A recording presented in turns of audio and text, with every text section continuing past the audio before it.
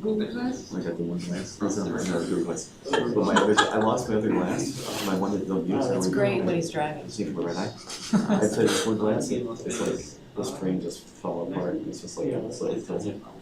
I can see when I drive, but it's not. Victor simply remember I say, hey, when somebody is using that, it looks like the other, right? Look at me. I like that. It's like old school. Old school. It's exact old school system. Yeah, that's right. Like, Take it of from the course, next. for Myra, old school was Take like, it from the next you know, generation. 2010. Like John Lennon. Like John Lennon.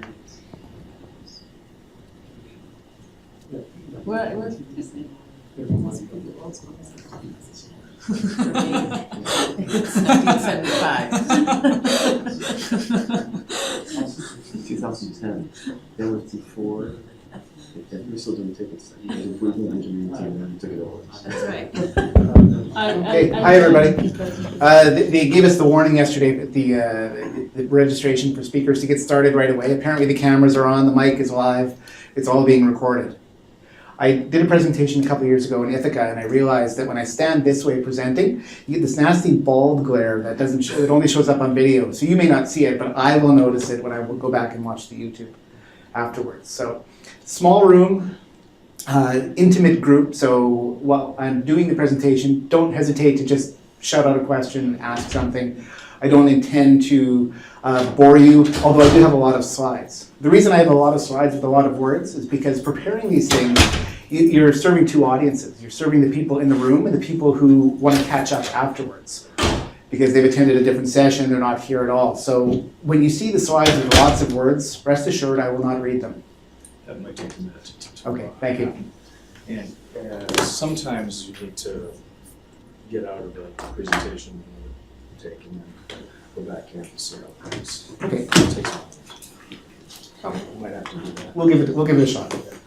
We'll work with that. Multiple levels of tech failure. So if the internet doesn't work, I have pictures. If the pictures don't work, I'll switch to interpretive dance. Hopefully we won't have to get to that. So I'm here to talk to you about CanLII Connects and building a community of contributors. But this presentation actually has three parts to it.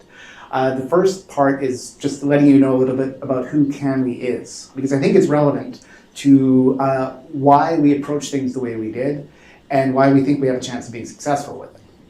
The other thing I'm going to do is show you CanLII Connects. I'm going to show you how this site is operating, how it's using, or how users are making use of it right now. And then the third portion is the actual project development.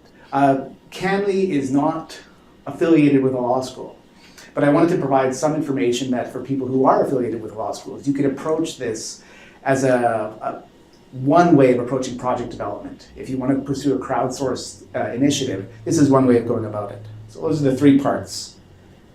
So what you're seeing on the screen right now is a version of our homepage. And to ensure that there's adequate Canadian content, I've included a summary of a case involving a moose. I'm sure if I look farther, I can find more with maple syrup, Mounties, and a variety of other things. But this was a particularly good one. The picture you see is our Supreme Court of Canada at night. The site, as it says here, was developed to make it easier for legal professionals and the public to get access to case commentaries and summaries, high-quality documents that actually explain the law. When I go through a little bit more about CanLII, I'll let you know why we jumped to that stage for this project. So the scope of the presentation is really two parts about CanLII and about CanLII Connects. The about CanLII Connects portion is circular. I'm going to repeat themes that you see here about, again, how we went about it, why we're doing it, how it works. Dans les deux langues officielles du Canada, vous pouvez trouver les documents en français et en anglais. I come from Ottawa, capital of Canada, and you can't attend a public speech anywhere in Ottawa without hearing both official languages. The usual tradition is to speak a little bit of one, a little bit of the other, switch predominantly to English. But sometimes you'll get somebody standing up in front of a room full of Anglophones and just go on for about a half an hour in French while everybody just looks at their phones. So tempted to spare you that pain, but I won't spare you the one thing that I really, really wanted to do, and that is to say it is wicked awesome being here at Harvard with all you smart people. I thought that was only on TV and only in Matt Damon movies, but at Fenway Park and pretty much everywhere else I went, managed to hear the missing R's. So the case for CanLII, the story really begins in the mid-1990s as digital legal information was coming on stream in a haphazard way. Some courts were providing information, some legislatures, some cities, federal documents were available, but they were a mess. Commercial services, whether it be Westlaw or LexisNexis, or in Canada we had QuickLaw before it was bought out by LexisNexis. Those services were there and they were very good, but they were expensive. So there were a number of issues coming together, and there was an opportunity to pull together a collaborative site that would make all of this law available for free. It was funded by the Federation of Law Societies of Canada, which you can't actually make it out here on this particular map, but that's at the top, the little image with all the stars, that represents each provincial and territorial law society in Canada. They did some review and said, well, what if this is the present in the mid-90s of digital legal information, what's the future? And they didn't like the way the future was tacking, so they said, well, we'll create our own future. So from day one, CanLII has been fully funded. Its operational funding has come from Canadian lawyers. So at the time, pilot project, $500,000, got everything off, and now it works out to, I believe it's my next, I'll jump ahead, $35 per lawyer per year funds CanLII. It provides access to all current Canadian primary law from all courts and over 200 individual tribunals, all provincial statutes, regulations, all federal statutes and regulations. And when I present to Canadian lawyers, this is often my first slide, I remind them that of all the things that they can spend money on, $35, this is the best deal. In the British tradition, our lawyers, when appearing before superior courts, will still wear the white tabs and the robes, no wigs. But $35 will buy you a couple tabs. If you have clerks, students, you can pay for pizza. Really, it's a heck of a deal. Organizationally, our mission is to provide free access to law, but it's also to serve the profession and the public in equal measure. So we're funded by the legal profession, but everything that we do is fully available to the public. The priorities, I summarize these 4 priorities as permanence. We want to exist forever. Number 2, content. We want to make the content that we offer through our site as useful and productive for our users as possible. Technology. No amount of free services in the world will be considered valuable if the way you present it isn't useful to people. So we try and stay at least current and often ahead of other legal information technology services. And because we're mission-driven, we seek to continuously promote and defend free access to law, both in Canada and around the world. I mentioned all these things. So how does it play out for CanLII? We did a survey in 2012. We sent it to 23,000 lawyers, ensuring that we hit people from all jurisdictions. 4,200 responded, and 90% of them had used CanLII in the prior 12 months. And you can look at the other end, and you can see that Lexis and Westlaw were sub 50% in terms of usage. So when you're in law school, everybody uses everything because it's all free. But when we tracked our surveys, and for somebody who's a year out of law school or 5 years out of law school, the use of the commercial services drops off precipitously. Because if you can't afford it, you're not going to use it. We also ask the lawyers, when you're conducting your research, where do you start? So they start with us as well, too. And again, this is in 2012, June 2012 that the survey was taken. If I were to run the same survey again in 2014, I expect the numbers would actually be even more favorable to CanLII. And I base that on this chart here, which talks about the number of visits we get. Now, to put the Canadian legal marketplace in context, Canada has a population of about 34 million people, a legal profession, including part-time and semi-retired folks, of about 105,000. In terms of full-time active practicing lawyers, we're probably in the neighborhood of 80,000, 80 to 85. If you wanted to expand that view into other paraprofessionals, paralegals, notaries, others who actively work in the legal profession in an ancillary way, we're still at a professional community of probably around 150,000, once you add in even law students and so on. So it's not huge. We estimate that of the 9 million or so visits that we got last year, about 40% came from that community, and the other 60% came from the public. For this year, we're forecasting about 10 million visits. And the bar is a breakout of the the peach slice. And what it shows here is that the vast majority of traffic to CanLII comes from people who are intending to go to CanLII, people who are specifically looking for this kind of information. So the traffic from Wikipedia, social media, I'll talk about CanLII Connects obviously, and other websites, is really only a sliver of what we get. So people who are stumble upon legal information, stumble upon CanLII while looking elsewhere, represents a very small site. Even within the search engine traffic, the most common keyword on Google traffic that comes to CanLII is CanLII. So somebody's in their address bar typing CanLII and Google sends it to us as search traffic, or they type CanLII law. Tim? Do you have all your cases indexed by Google right now? No, we don't. We have our Supreme Court of Canada cases indexed by Google, our statutes and regulations indexed, but the vast majority of our collections are not. Okay. And that was, when CanLII first started in 2000, as a pilot project, 2001, it was indexed by Google. And about 2003, the deals with the courts were, well, we're getting a little uncomfortable with this information being widely available. So, Because people search their names and right. Yeah, we have some great stories around that. And CanLII Connects, when I start showing it to you, will be indexed by Google fully because really, that content is about summaries and commentaries about the cases. So it's already the subject of broader public discussion. Our survey told us that there were 3 things that people wanted to see out of CanLII by means of improvement. We had to improve the quality of our search, we had to improve the depth of our case collections, and they wanted to see us branch into secondary sources. So we were the #1 resource for primary law, and everybody said, that's great, what else can you do?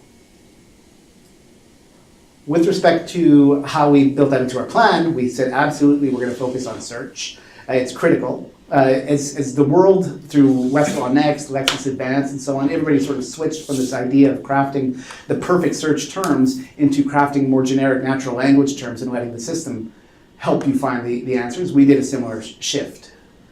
In terms of expanding content, we're going for greater depth, we're expanding into secondary, and this is where we get into the community development aspect. There's our revised search, historical collections. With respect to going into increasing the depth of our historical collections, we have Supreme Court of Canada going back to 1876. We had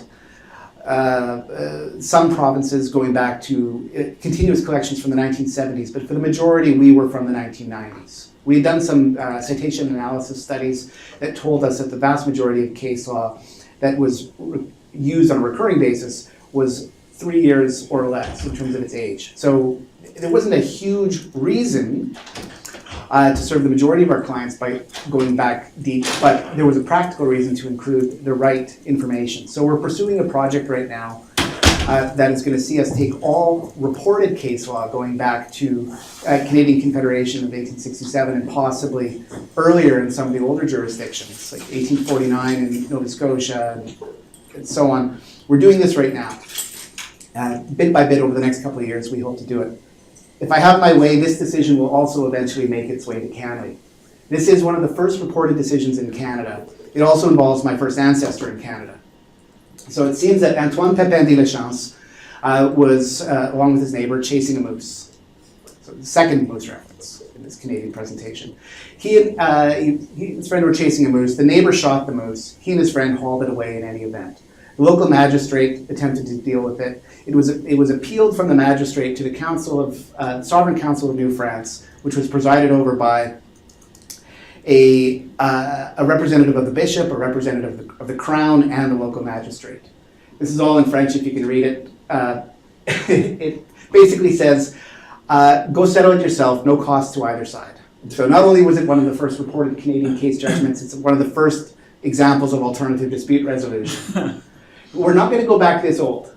And the reason that you see a beer glass is because the island outside Quebec City, where all of this took place, has a microbrewery, and they've named all of the beers after the founding families of that island. CanLII connects. The reason we're here, the reason I'm here, to talk about this. And of course, you can see it in both languages. Connect with the E in French is the verb. So we are doing something active here. I'm going to jump to the site right now. And you can see that I do occasionally wear a tie and jacket and my little avatar up top. So CanLII Connects was launched in April of this year with 27,000 case commentaries and summaries provided by national firms, law societies, which are our bar associations, our regulators, some government contributors, individual bloggers, academics, and commercial publishers got on board with us at the beginning. In the 2 months that we've been operating, we've added a little over 1,000 new case commentaries and summaries. We've added another 15 or 20 or so individual contributors. We also have a couple of Canada's largest national law firms set to begin adding content in large quantities. And we have some bar associations, the voluntary bar associations, possibly getting ready to add significant quantities. If all goes according to our existing plan, by the time August rolls around, we will have added another 3,000 or 4,000 commentaries and summaries. Now, all of these documents are voluntarily contributed. So from a copyright perspective, we are not going off scanning, pulling this information in. We're asking people who have created the content to share a copy with us. And the reason we want them to do that is so that we can affiliate it with our primary law collection. So I'm going to start with this one here in French. The reason I'm going to choose this one is because it's notable for who the contributor is. You won't know the name Sokij underneath, so David Habib from Sokij. Sokij is a crown corporation in Quebec that was established a little over 30 years ago with a mandate of making primary law available. Not legislation, but case law. So by regulation, every court and tribunal in the province of Quebec has to send Sokij a copy of all of their judgments. Sokij has to make this available for free. Sokij also has two other services. They have a publisher service. So organizations like CanLII or Lexis or West can get a copy of all of those Quebec decisions piped to them in a convenient manner. Then they have a commercial service that's actually in competition to Lexis and West. So Sokij is actually, Louis Miranda might be able to correct me on this, but I believe Sokij is actually the single most used commercial legal research tool in the province of Quebec. I certainly know that LexisNexis has a very, very, very small market. The province of Quebec has 7 million as a population. Illegal, they have 4,000 notaries, which is an independent legal profession, different from a standard notary public, but it's actually a unique legal profession in Quebec in the civil law tradition. And they have about 24,000 lawyers. So it's not a huge market. Sokij is the biggest, and Sokij, as a commercial publisher, is sharing hundreds of their case commentaries and summaries with us. They do this because they know that even though they're the biggest and they're the pipeline, Quebec lawyers still come to us first. And so they want to be where the lawyers are. So when we set out to build a community, they were an important part of it. So now, for any of the case commentaries and summaries that we have, contributors can add it in whatever format they have. If they have it in text, if they have it in HTML, if they have it in PDF, we'll take the upload in there. This particular decision has been commented on by two different groups. Oh, let's see, or David Habib has uploaded it twice for some reason. In any event, the way we currently link it back to CanLII is just simply through hyperlinks. So if you're reading this decision on CanLII, you'll have the option to find out more about the decision. You'll see the earlier references to it, the decisions that are cited by it, and so on. But you'll also have the ability to link back directly to CanLII Connects. Essentially works back and forth. The reason we approached this as two separate tech projects at the beginning, and I'll get into it a little bit on the community building side, is because in doing something new, we didn't want to scare our contributors off. We also wanted to maintain the opportunity to sever the two if, let's say, this failed miserably. We needed the ability to walk away. Now I'm going to bounce back to the presentation and put some of that into context. Anybody can join this site if we approve them. And if we approve you to join this site, you can go on and load your stuff up. The publishers will give us content in bulk and we'll work with them to get it up. Individuals can load things all the time. There's one lawyer in Quebec, he has personally written about 2,000 case commentaries. Speaking with him, he got into the habit of doing it because he was unsatisfied with the tools that were available to him. People said you should blog, so he started blogging them. And then every Quebec publisher of every stripe said, can we republish your stuff, including us? And he said, sure, here's my 2,000 documents. But we couldn't parse his information in a way that would allow us to automatically do it. So every week, this lawyer is adding roughly 100 100 case commentaries. And he's doing it through a format like this. After logging in, sharing his details with us, he'll go in, let me just switch it to English again. He'll go in and he'll add a new post. He'll say, I'm going to do this about decision 2014, Supreme Court of Canada, 10. He'll say what it's about. It's a summary and a commentary. We differentiate between the two as this is a strict précis digest of what the case is about versus this is what I think the judge said, this is why I think it's wrong, this is why I think it goes off, takes a lot of different direction. So we classify that as commentary. They can give it whatever title they want. They can say what organizations they're affiliated with, so I'm with CanLII. They can upload their file or type it in. I'm just going to do this. And because I am an authorized user of this site, I have now, live on this site, for anybody else who happens to be wandering up to it, well, they'll have access to my erudition on that particular case. As an author, I have the ability to go in and edit what I said or delete it, so I'm going to delete it quickly. So that lawyer is adding stuff like this. So when we talk about building our community, we're building it individuals one at a time, we're building it with larger groups.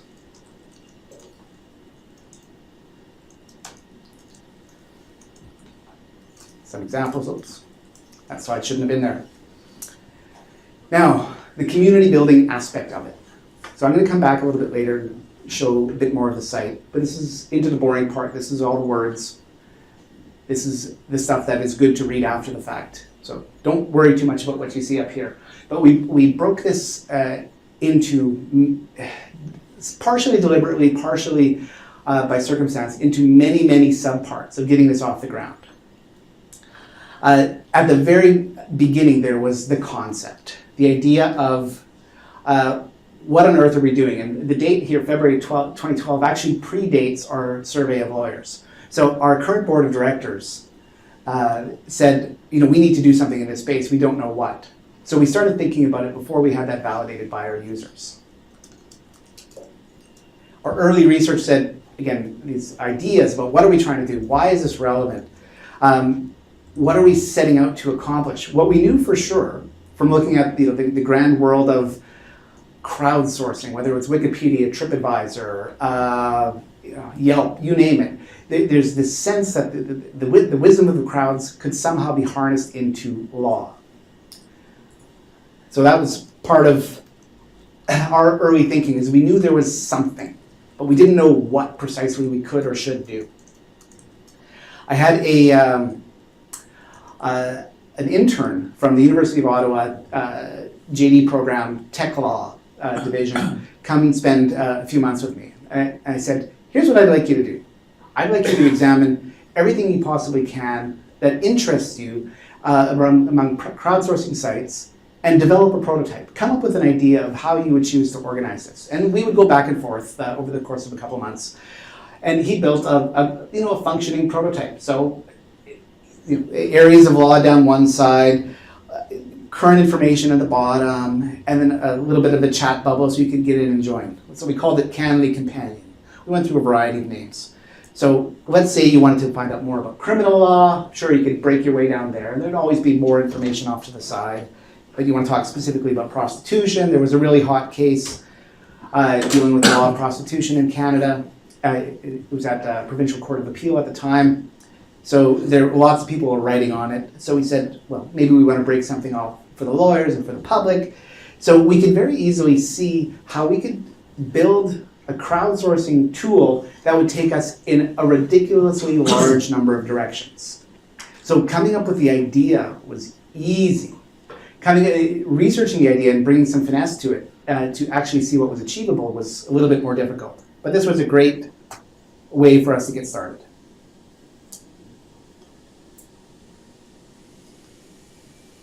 The next part is taking the idea away from your mind and the people, like-minded people around you, and starting to find out who actually needs to get behind you in order to make it a reality.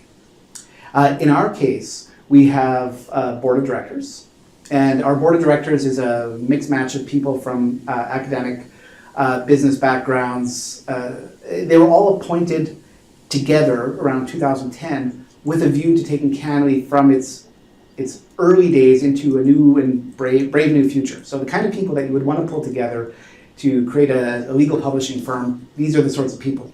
So we had them, but a layer behind them, we had our shareholder, which is the Federation of Law Societies of Canada. And a layer behind them, we had every provincial and territorial law society, and a layer behind them, a series of administrators and so on. So our stakeholder group of people we would have to get behind this idea was relatively large. So for us, it was important to know how do we make the elevator pitch? Who do we actually have to ask? And how do we test the ideas with these people before we ask them? And the last bullet, I think, is the most important. Some people's opinions are really important because you need their support all the way through. Other people's opinions are really important because they're a model user. Other people's are really important because they're the ones that you're going to need to help you promote your service. So at our very early stage, we wanted to get a sense of how to test these ideas without giving any of our stakeholders veto power or any measure of control. Because it's very easy to kill an idea, but we didn't want to kill the idea, we wanted to feed the idea and just narrow it to something that could be more successful. So in the same way that we looked at the origin of CanLII and said you start with this big mash of primary law. We looked at, this was our elevator pitch. There's a big mash of free sources of case commentary. There are lots of people creating it, lots of people relying on it, but nobody's pulling it together in any particular useful way. We think we can be that group. So then the next stage, can you really do it? Can you really pull this off? The feasibility study, got into things like, how are we actually going to do this? And I'm making this sound really grand, but this is essentially me and a series of summer students and interns who are testing these ideas as we went along. And I imagine for folks working in the law schools, it would be very similar. You're not going to bring in a large group of people at a very early stage, because that's the surest way to kill a project. There was a great article Tom Bruce from Cornell retweeted last week, and it was something about so many different ways to kill an initiative, and it was beautiful. So in our case, we had to ask the hard questions of ourselves, but we had a very small group working together to do it. The last bullet, again, is also very important. We had built up a very strong and positive reputation. Is there a risk in stepping beyond it? When I would talk with commercial publishers, different people had different approaches. Some were very excited about seeing us move into different areas. Others would give us a gentle pat on the head and suggest, I think you're stepping outside your mandate. You probably shouldn't do this. So the risk of damaging the brand, not that we needed to satisfy those people, but we needed to take into account that we were known and respected for one thing. Are we prepared to risk failure? Then the resources. How are you going to pull it off? So again, small group of people can come up with this idea, but how much time and effort is it going to take to really build it? Who needs to be there? Who's going to sustain it as it moves along? Where's the money going to come from? For our feasibility and our 1 and 2 year horizon, we found ways of scraping pennies out of our existing budget to say, well, if we pull together this, pull together that, we could probably do something. And we couldn't depend on having a large amount of money. This is a not-for-profit organization. There is no angel round. There is no, A series of investors and venture capitalists who are going to come into this to feed the growth. We had to figure out how we could build something that could actually be sustained on a static and potentially decreasing budget as we assign our resources to a variety of other cool ideas that we come up with. But in the end, are you ready to make the go decision? Is it really a go decision? And there's variations on the theme here, but the one I'm currently in favor of is you can't steal second until you take your foot off first base. If you really, really want to do it, there is a risk that comes with it. So we knew we had to do it. Stage one for us in doing this was saying, if we're going to do this, as a preliminary step, we actually need to bring our data out, expose our data in a way that it hadn't been before. You saw when I typed in this decision here, I just typed in some random information about the case in order to call up that detail. So for the tech folks, I mean, the API, application programming interface, the metadata about our decisions, we had to find a way to expose it, and we hadn't previously done that. So stage one for us in this project was making that metadata available. And making it available for things much broader than just the project that we set out to do. So we said we needed it, it was critical for CanLII Connects, but we said, if we're going to do this, by supplying that kind of content, we can enable other innovations. So this is 9,000 Supreme Court of Canada decisions plotted with a little genealogical links. So that first decision in 1877 was not cited again until about 1960. That decision was cited 2 times, the next was cited 3, 4, 5, and so on and so on. So this was a tool that somebody else had built for a completely different purpose, but because we had the API, we were able to dump our data into their tool and come up with something cool. Other people using our API would come up with different visualizations. So here's a series of patent decisions that all relate to a particular issue that this one patent lawyer was interested in exploring. So it took him about an hour to dump our data into his visualization. This is something I paid a freelancer $250 to build. It said, if I give you a list of cases, just cut and paste from our site, tell me what cases all of these have in common. So everything that you're seeing around Ravel Law and all of these really cool developments, they're possible because of the reuse of metadata. So a side benefit of what we did in developing CanLII Connects was expanding our community beyond our initial objective. And I suspect, and then CanLII Connects obviously is what we did. So I suspect as part of your development process, if you want to look at building some sort of crowdsourcing tool, think not only about what you're building for yourself, but what you're enabling for others along the way. Because the community will go, your community will consist of more than just the content contributors. It will consist of other innovators that you haven't thought of and haven't met yet. A small organization moving into something different, we wanted to go with somebody other than our core technical supplier. So we're a not-for-profit organization, but all of our tech was originally developed by a group at the University of Montreal. They eventually spun out to become a private company in 2008. They're called Lexum, and they continue to be our core supplier. So rather than just give them a blank check and say, go build this for us, we said we wanted to see who else is out there, because we wanted to build something, again, about supporting a community, not making it purely about the law or purely about the tech. So we said, well, how do we describe our vision? How do we get out and do this? In our case, I did a preliminary round. I went to some web developers and I said, here's what I'd like to do. I don't want you to build it for me, but I want you to help me write the RFP. I want you to tell me what it would cost if you built it for me. I wanted to find out in as realistic a way as possible, was this vision achievable? Could it be communicated? Because if I could communicate it to them and they could communicate it to their peers, it increased the odds of us actually getting built what we set out to build. And then there's the question of the actual implementation of what we did. in our case, we hired somebody else in June of last year whose core function as our content or manager of content and partnerships is to work with our API, to work with our content contributors, to work with all of our developers. But we were already deep into the RFP stage by the time she came on, so we had to bring her up to speed as well. But this was, again, part of our long-term planning, because it's really easy to build and walk away. It's hard to build and sustain. So we had to build that sustainment element in knowing who the people were going to be. With our RFP, we had multiple development partners. We had our core supplier, who's managing our API, that has to feed into this. We had some advisors who could help us ensure we had a strong appreciation of the market that we were going to be approaching for content. We had the other advisors to help us on ensuring our RFP was correct. Then the people we actually hired to build it.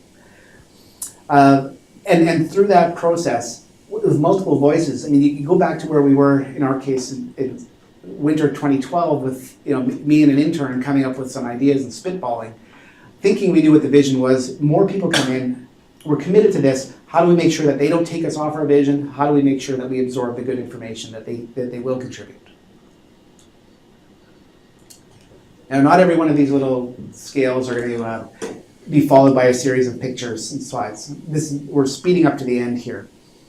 But in our case, getting to the starting line, from conception to starting line and starting line to launch. So now we've got somebody on board and we're working our way up to it. For me, the two most important things on here are at top, communicate. You've hired somebody who you believe understands your vision, who you believe can do it. Now, if you have in-house development teams, this won't be an issue. But for many of us, I think it is an important step. That knowledge transfer is critical. And the panic scream, review original agreements and your plan B and all the reiterations back and forth, that's also something you have to expect, something you have to plan for. Things are going to go horribly, horribly, horribly wrong throughout the development process. Because anytime you move from your idea onto paper, from paper onto digital, start showing with it, things go terribly, terribly wrong. At no point in time did we actually have to get into a debate with our supplier about what our contract said and what they were delivering. But boy, we came close a few times.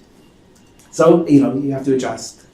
But ultimately, you have to leave first base and launch. Now, a parallel process in all of this. This isn't a tech thing. I styled this presentation as about building a community. Because on the tech side, we could have gone wild. We could have gone more in the direction of Ravelaw, who are some of the other ones that are out there right now. Moodus, anybody who's into this crowdsourcing thing and rely on tech to mush it all together. But for us, we had the goodwill of the legal community, and we thought the most important thing we can do is exploit is the wrong term. Engage, encourage, share in the value of what they have created for what they've already contributed. Half of the lawyers that we had surveyed did not know that they were funding CanLII. They had no idea their bar association fees went towards it. When they find out, they're always thrilled. So we wanted to tap into that goodwill as a big part of what we were doing. We also knew that we didn't want to go overboard in our content collection to say, we're going to go strictly after bloggers, or we're going to go strictly after big firms. So we followed more of the Noah's Ark approach. We went to a couple of our law societies who gave us several thousand case digests that they had built up over the years. We went to a couple national firms to pitch to them what we were doing, to say, look, every time a big decision comes out, you're writing these summaries and you're pushing them off to your clients, and at the bottom of the page it says, the law has changed, give us a call. We went to bloggers, we went to academic institutions to make sure that when we launched, anybody who was a potential contributor or a potential member of our community could look at it and say, I'm like that person, I should be on there too. This was our goal. Again, I have a panic scream, review original plans and so on in this process as well, because for some it was an incredibly easy sales pitch.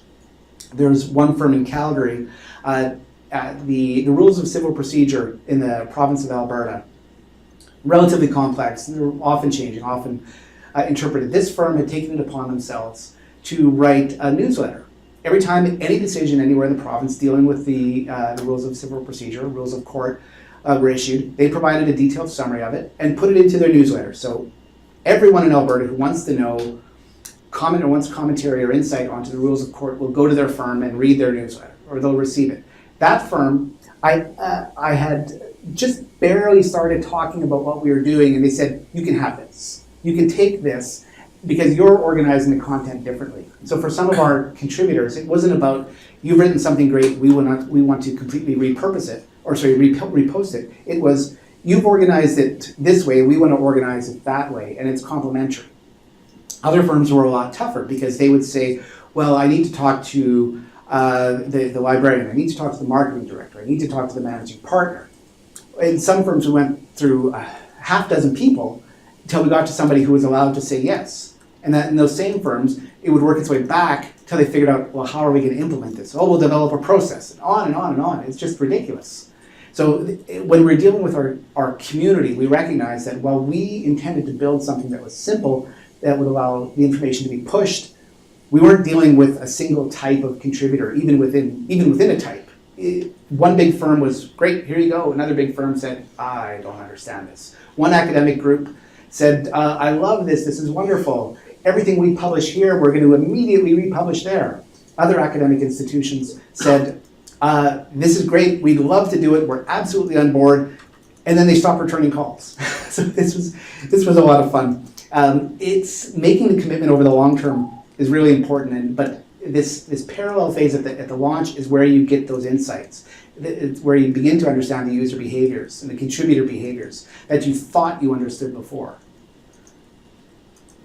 And the other part I don't want to skip over here is there has to be something. I mean, you look at any kind of Kickstarter crowd-funded thing, there's always like a treat. Like, you do this with us in advance, what are we going to give you? It's not sufficient, even in our case, to say, you know, we're already free, you love us, you fund us, therefore you get the goodwill of being a part of us. That's insufficient. Saying, well, we'll put your logo up alongside, you get the marketing benefits, so you have links back to your site, you get that. Again, still not enough. Because just as we had to be concerned about our brand, they had to be concerned about their brand. They wanted to understand what the neighborhood looked like that they were participating in.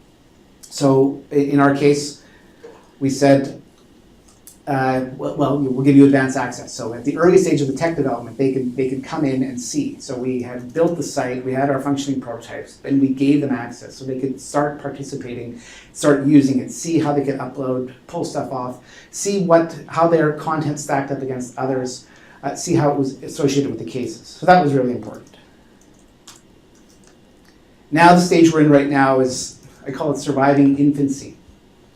We developed a lot of detailed plans to say, how are we going to measure success? What are we going to look for? Is this really about having the most visits? Is it about having the most content, the most contributors? What kinds of things could knock us off our perch? How can we lose the goodwill? What if somebody gives us a ton of information at the beginning, but they stop? Do we benefit from having all that old stuff? So we worked through all of this. And then the other parts of this was, at launch, how big are we launching? We did a lot of research into startup culture, not just legal technology, but just general startup culture. We said, are we in that mold? Do we want to build up, have a beautiful splash page and encourage people to let them know something awesome and amazing is coming? Or do we want to play our expectations low and grow? Because unlike CanLII, which the commercial providers had limited interest or ability to kill as an infant in the crib, this CanLII Connects, it was very possible that it could be maligned quickly by people who weren't interested in it. It could be maligned by people who simply didn't want to participate in it, but they were influential in other areas. So we had to think through how to do this. We had to know how big we wanted to launch. So we spoke with a few people who were friendly to us, who would write nice things about us in the national newspapers and the leading blogs and so on at the time of launch. But then we purposely stopped all of our press after that. We purposely limited our ongoing community development to people who already liked us and knew us, so our Twitter followers. That community that's essentially been the sole press that we've done for now. We also resisted the urge to defend against all allegations of shortcomings and predictions of failure, and there were many, because again, we were the largest organization providing primary law, so there was an expectation that we should launch at a particular level, and there were plenty of people who said, well, we don't think you're there, or we think that's a lovely idea, is doomed to failure. So again, our proactive publication strategy was, our publicizing strategy was to say, here we are, and then recede while we build. And so from the defensive standpoint, we followed a similar tact. We did not draw added attention to ourselves by engaging in a lot of debates. We picked and chose our battles where we knew we could have an effect on the influence. So no flame wars on Twitter. But built into that negative feedback, there are things that you miss. So all the bumps and hiccups of any kind of new product launch we experienced, and we had to go back with our tech, go back with our contributors, and make sure that we were fixing things so that way we were actually pursuing the original plan to grow it. So into the balance of our infancy, this summer we're working on the content. Come fall, this is where we're going to put our big rush for user growth. We're satisfied with where we are now. We're a little bit below our 1 and 2 month growth projections, but we feel with a couple of tweaks, we'll be precisely where we intended to be at our 6 month point.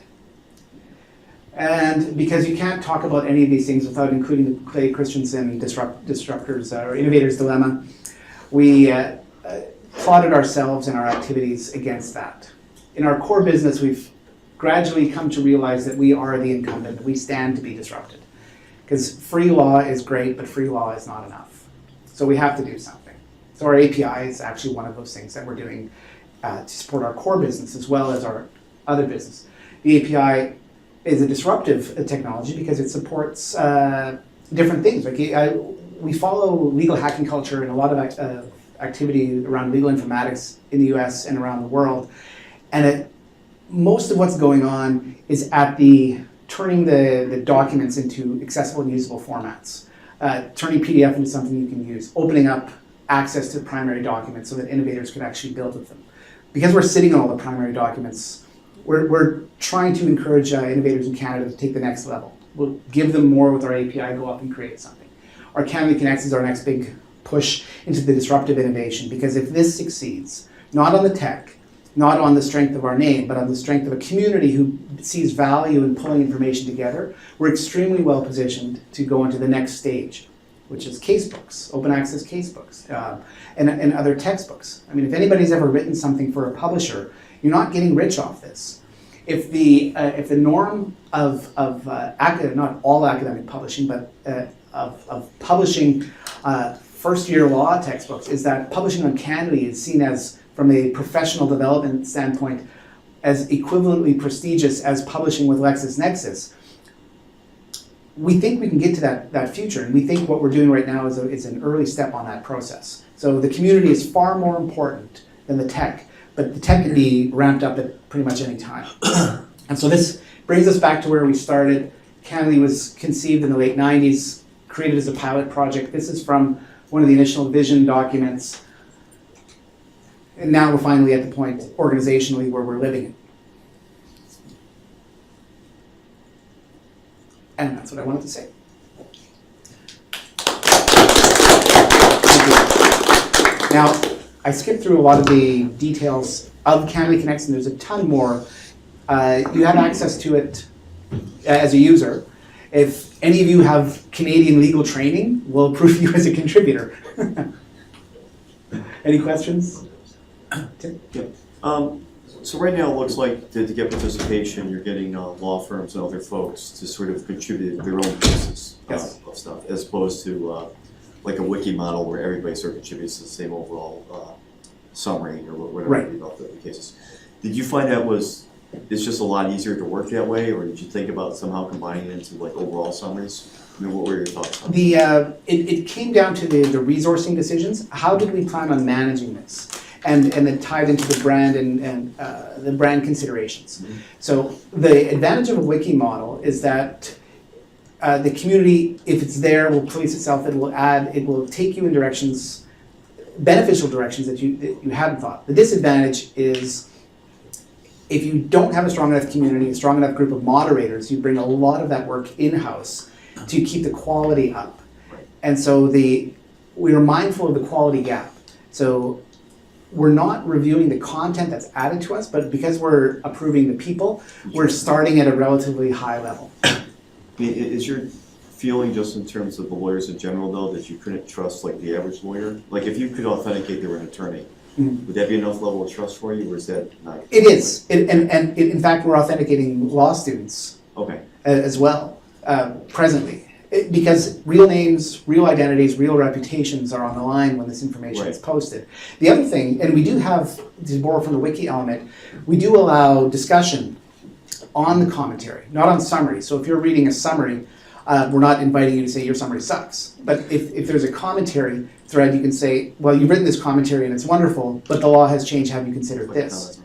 And in terms of expanding either into the wiki direction, or using tech to pursue something closer to what case text is doing, start embedding some of this in. On the tech side, we definitely have plans over the next couple of years to bring the intelligence that's built up into this closer to our content. So if people are writing something about paragraph 73 of that decision and saying how this changes everything, we intend over time to bring that kind of content, commentary directly into the case. So you're reading the case on CanLII, you'll have the hover box that helps explain it.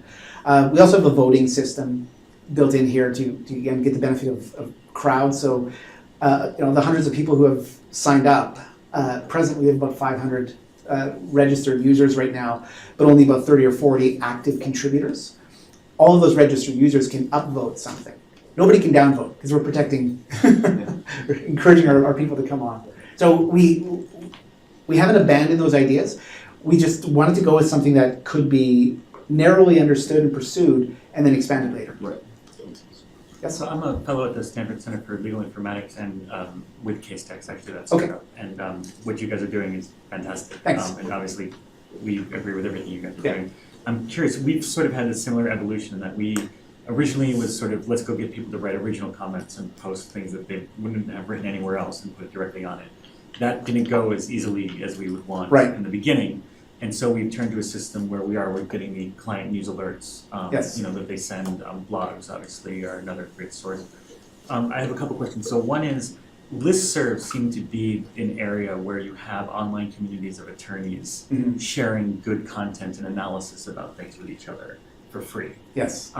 But my understanding is that it's been hard for people to try to, I say listservs are kind of like sharks. They've been around for a long time without changing very much. And one of the problems with listservs is archiving them, right? So some attorneys we've spoke to actually do go back and look through their old listserv emails to try to find stuff as though it was like a research database. Right. Have you looked at listservs at all as something that you're trying to sort of? We've only looked at them, and I agree with you completely. There's a number that I participate in that I just love, and I see occasionally conversations will spill over into somebody else's blog or to somebody else's website that derives from there, and often with attribution. They'll say, I mean, within the scope of the listserv, it's about the comments stay closed, but someone will say, this topic was raised on a listserv, and here's my blog about it. So we see that spill over. So all we've been doing so far is identifying potential contributors within the listservs where we participate. But one thing that, from an archive perspective, that we've looked at is the ability to parse out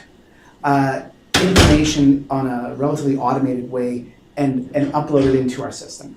So when with the firm who wrote the summaries on the rules of court in Alberta, civil procedure, they handed us a massive Word document that included the entire thing. So it was relatively easy to parse that and say, this is the case that they're talking about, and then use our automated system to upload it all in. Listservs, it's all over the map.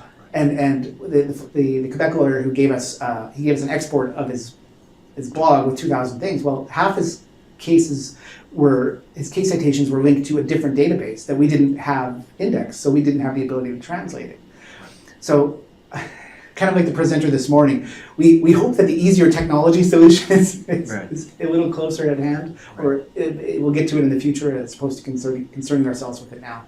And then one of the things we're looking at is, should we create a platform that makes it easier to do legal blogging, right? Right. Would that encourage people to then just say, well, let's skip the middleman and just directly put stuff directly into a crowd-based system like that? Yep. Is that something you're looking at? So ours does allow the ability to push it directly in. In various iterations between the one I showed you from March 2012 to when we actually developed the visuals that you see here in September of 2013, we had all kinds of models that we considered, some of which would include more of the JD Supra approach of saying, here's my blog, and it can be pulled in. So a lot of these things we have considered, and we really, really sought to narrow our focus because we were concerned about scaring away the users. Like other things, like we've got sufficient funding to carry us through under our existing model for a year or two, but we've built our site in a way that can ultimately bring in ad space or something else. All these other tools, things from Justia, we look at a lot of models. We look at case text extensively at different stages because people were familiar with a lot of these different things. And we said, why aren't you doing this? Why aren't you doing that? Why aren't you doing that? And none of them are bad ideas. We thought, well, what's the simplest thing that we can get to grow the community? And to say, you've published this here, it's valuable to more people, let us put it here and participate, own it, be excited about it. That's why, again, Twitter is our growth engine for publicity right now, because it's people who, they post it on us, then they tweet it. Right. Or we tweet it, we say this one's been read the most. So all these other things, they're in our back pocket. But we're very anxious about starting slowly and consistently and building something instead of just going bang. Right. And so the upvoting, would that prioritize how, if you have multiple commentaries or posts about the same case, Right. Is upvoting right now the sole way that you sort of prioritize those? No, so a combination of freshness, other engagement, and we can fiddle with the weights as we see fit. Like dynamically, we can go in and change the formula. But upvoting is a sort option as well. So sorting by publisher. So if you're on a particular case and 27 people have written something on that case, you can say, well, I only care what Louis Miranda has written on it, right. and find him as an author. I only care what this particular firm, or I only want the one that's been upvoted 27 times. So anytime there's multiplicity of content, whether it's a search at a case level or on our front page, we have the various sort options, and the prioritization is it's tweakable on a smaller range of metrics. Okay, but you can filter to certain, I only want to see certain commentators. Yes. And are those commentators now made aware that these are the people that are following you exclusively, or that are following you, period? Right. No, we again, that was one of the things that we looked at building in. So we are planning towards the end of this year about pushing that kind of information back to the contributors to say, here's what's happening with your content. But since we don't have the user growth, the usage right now, that's not our priority. We don't want to start pushing information, say, hey, 2 people looked at your stuff last week. I think you should really add more content. That's something we know well, is it's dangerous. Yeah. Awesome. Okay, thanks.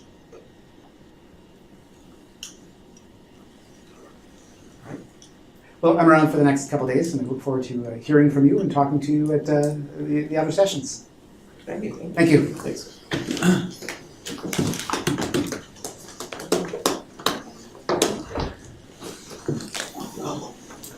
I have some questions.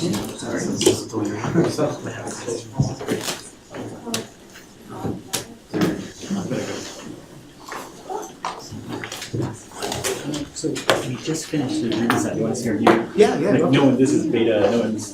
You're probably the first non-case next employee to see it. No, honestly, I haven't. No, but we, Have you up there? I'm curious. Hi. no, we've given our The idea is run, get your 2 from the tent and bring it back to life. Okay. Bring it back to the room. right. Yeah, there's actually a deal where you collect stickers when you get 5 that you should have a rack. Show the prize. You might win one. I shuffled. Jake. Where did you get it? Put in the legal Downstairs. Down right here. So here's what. Yeah, I was like- I realized that this was in the packet. Our flight was delayed, so Like it's around the higher. around 7:30. That's just the schedule, one of the other sheets in that package is We'll to say, go around blah, with blah, like blah, five of these blah, things. and then have a whole bunch. So it's like, why don't we hurry ourselves up and give it just the summary, right? Crowdsourcing data just didn't go crowdsourcing. And then. Right. It will settle, axiomatic, then invariably, if you have a sentence begins with this. Then it's very clear. So just pulling that- No, it's a reason. But my- It's I thought it was in there. I I threw everything. I threw everything.